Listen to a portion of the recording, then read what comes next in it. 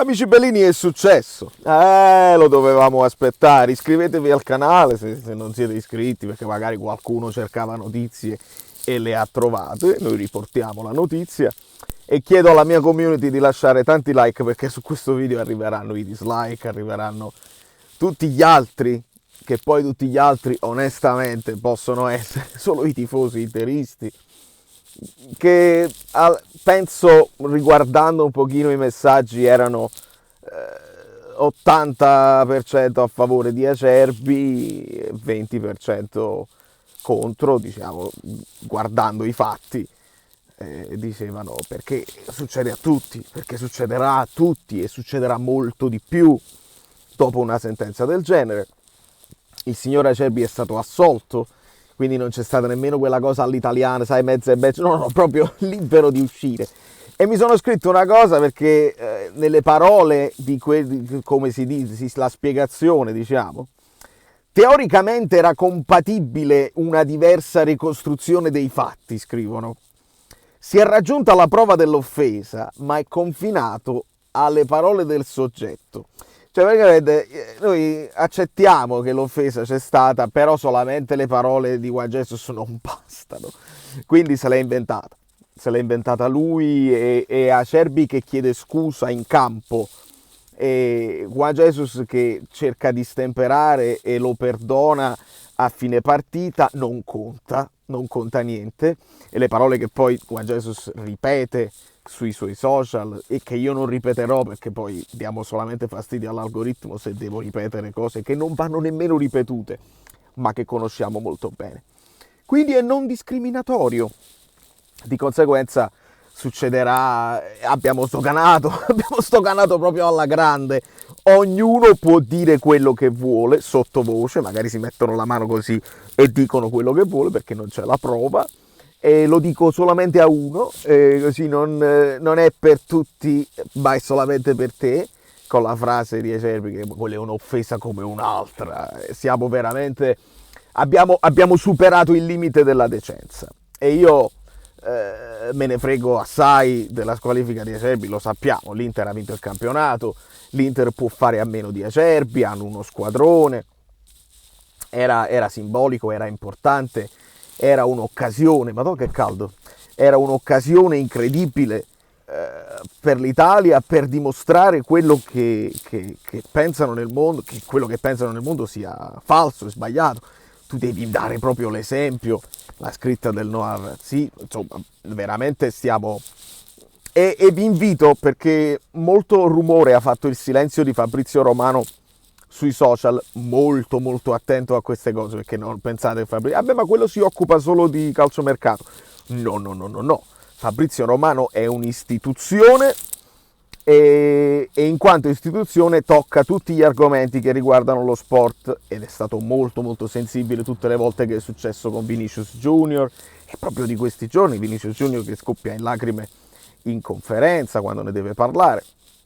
Io vi ripeto che noi questi qua non possiamo proprio avere idea. Noi napoletani una mezza idea di discriminazione l'abbiamo, e l'abbiamo avuta storicamente, no?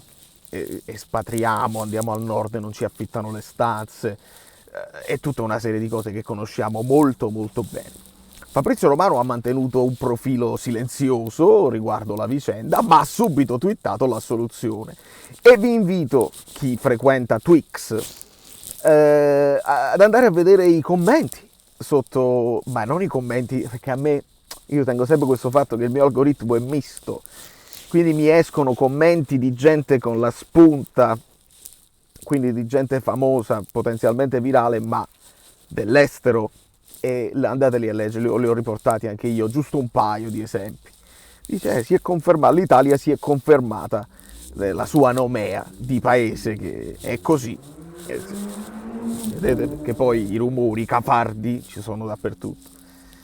Cafardi è una cosa, è un'altra, e purtroppo, e adesso vai, perché ci saranno, e voi sotto nei commenti vi potete sbizzarrire a riportare le altre. Noi l'abbiamo già fatto, l'abbiamo toccato l'argomento nei precedenti che hanno portato a delle squalifiche, e in questo caso no, Quindi ci sono molti precedenti che si possono comparare, ma questo farà giurisprudenza per il futuro e quindi puoi sdoganare, ma perché no? Uno magari che ha avuto il DASPO, no, ma quello il mio labiale è stato travisato, non intendevo assolutamente questo, o lo intendevo come offesa generica o altro, liberi tutti si sentano il diritto di dire quello che vogliono, tutti, siano tutti liberi e non vi permettete più di fare le campagne, di lanciare un messaggio. L'allenatore ha un messaggio da dire, sì,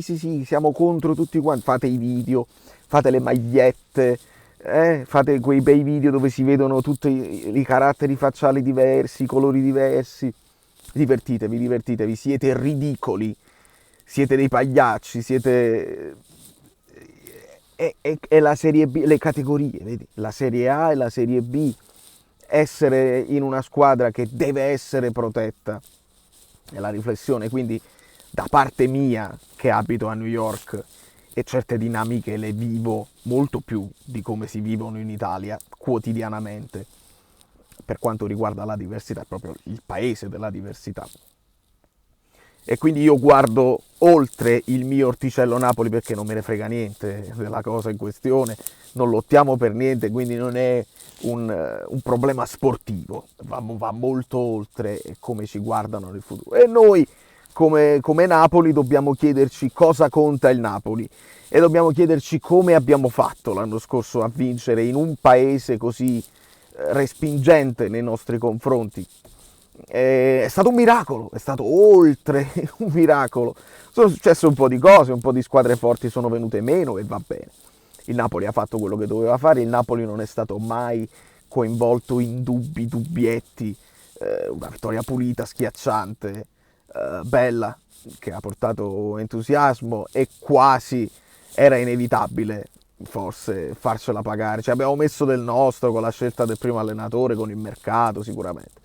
Ma la riflessione da fare a margine è che non contiamo nulla e De Laurentiis ci deve ragionare su questa cosa qua, perché evidentemente i suoi atteggiamenti, che spesso fanno anche piacere al tifoso del Napoli, l'atteggiamento ribelle, no? Che alza la voce nei confronti del sistema, alle volte lo fa in maniera un po' casuale, spara nel mucchio, e invece dovrebbe essere fatto bene, mirato dove colpisce, ma fatto con un'eleganza e con un modo di fare che poi non ti porta dalla parte del torto, perché quello che risulta è che alla fine lui diventa una macchietta, diventa la barzelletta di se stesso. Le parodie portano un uomo che dà in escandescenza e dice parolacce, e quindi non risulta credibile se poi chiede giustizia e chiede di essere trattato perlomeno come vengono trattati gli altri. Siamo un fratello, non facciamo parte delle sorelle. Questo è il secondo video in cui lo dico e sarà un leitmotiv fino alla fine dei tempi, finché non cambierà qualcosa. La vedo difficile, sono molto preoccupato per il futuro. Sono molto preoccupato per il futuro, rischiamo di sparire in generale. Vediamo quali squadre retrocederanno, vediamo quante squadre del sud resteranno in Serie A, ma l'andazzo storicamente è questo.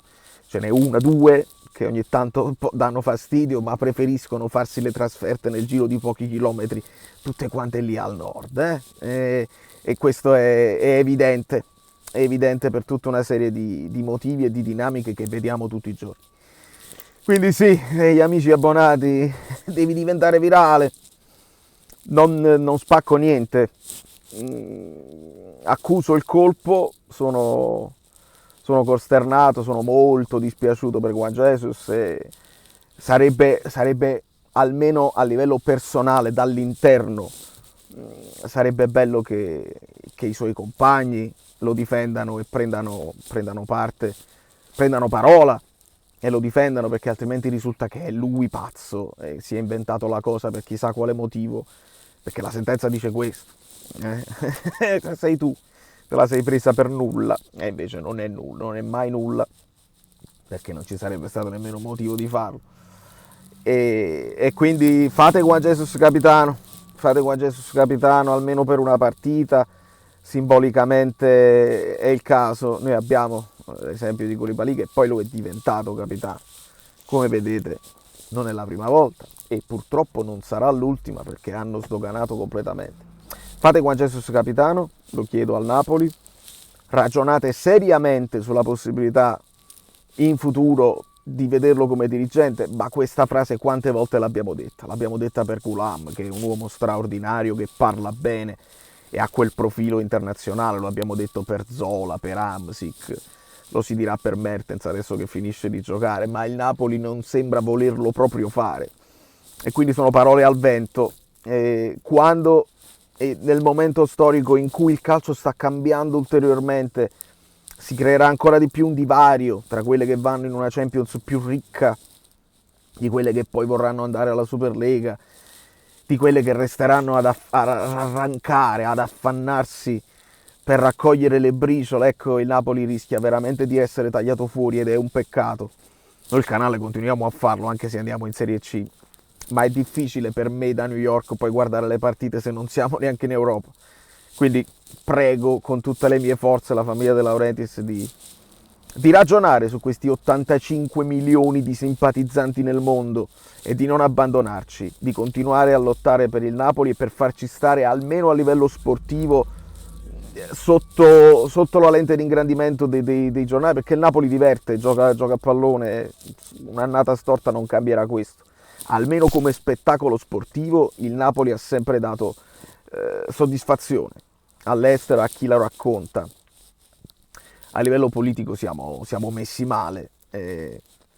Ragionate su quanto sia stato miracoloso lo scudetto dell'anno scorso e chissà quando ne potremo vedere un altro. Da New York Valerio Fluido è tutto, amareggiato, non virale perché divento virale se spacco tutto, invece io faccio riflessioni e cerco di farle al di fuori dell'orticello Italia perché non me ne frega niente e non ragiono così. Lasciate i like per contrastare quelli che verranno indubbiamente, divertitevi nei commenti a portare gli altri esempi che ci sono stati e che ci saranno e non passate dalla parte del torto perché verranno ad insultarci. Lo so che il napoletano poi si fa prendere dalla difesa a giusta ragione e si passa dalla parte del torto e non si deve fare. Sono molto avareggiato. Vabbè, tra poco si tornerà a parlare di campo e in campo voglio vedere Juan Jesus capitano.